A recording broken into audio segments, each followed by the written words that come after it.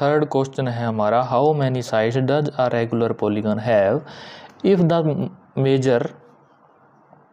Measure of N exterior angle is 24। हमको direct इसका formula पहले ही पता है, ये वाला फॉर्मूला, बस इसमें जो ईच एक्सटीरियर एंगल है उसको तो हम नीचे ले आएंगे डिवाइड में, और साइड ऑफ रेगुलर पॉलीगन को इधर ले आएंगे। तो यहाँ पर हमारा सीधा फार्मूला है sides of a regular polygon, इसका फार्मूला होता है sum of all exterior angle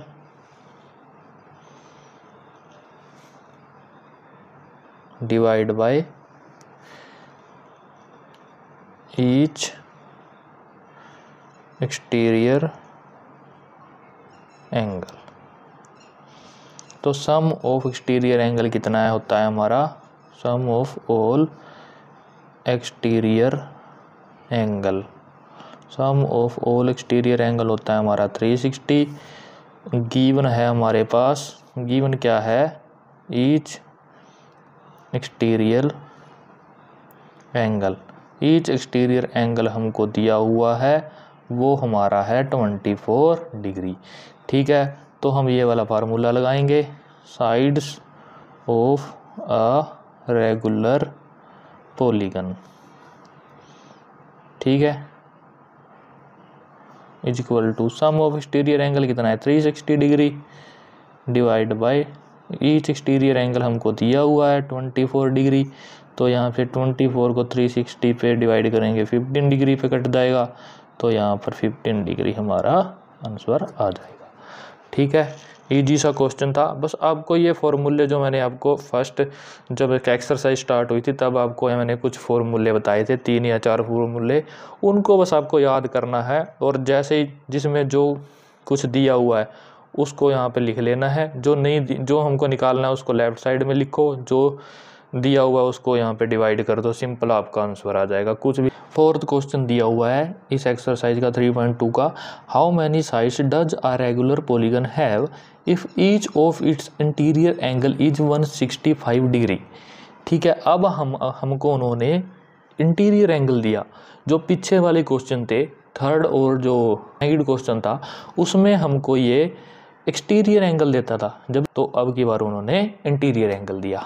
तो इंटीरियर एंगल दिया तो हमको भी पता है कि जो सम होता है, sum of interior angle and exterior angle, वो क्या होता है 180 डिग्री। हम कि जो इंटीरियर एंगल है प्लस एक्सटीरियर एंगल है वो हमारा 180 डिग्री होता है। हमको इतना पता है, हम पीछे पढ़ के आए हैं जब हमने क्लास को यहाँ पर स्टार्ट किया था। तो यहाँ पर इंटीरियर एंगल कितना दिया हुआ है इन्होंने, ये देखो गिवन क्या है, देखो यहाँ पे लिख लो गिवन क्या है, इंटीरियर एंगल, इंटीरियर एंगल हमारे पास गिवन है 165 डिग्री। तो हम ये वाला फॉर्मूला लगा देते हैं कि 165 हमको दिया हुआ है, यहाँ पे हमने 165 लिख दिया। ठीक है, 165 लिख दिया।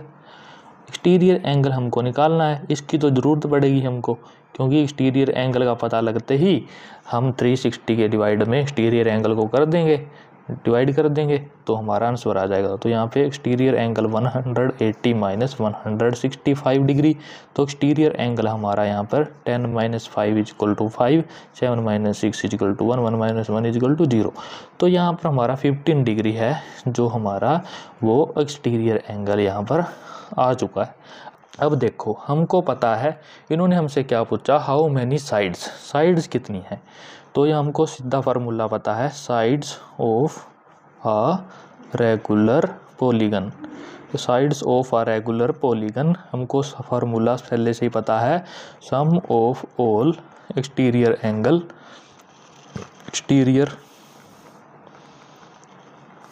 Angles divide bye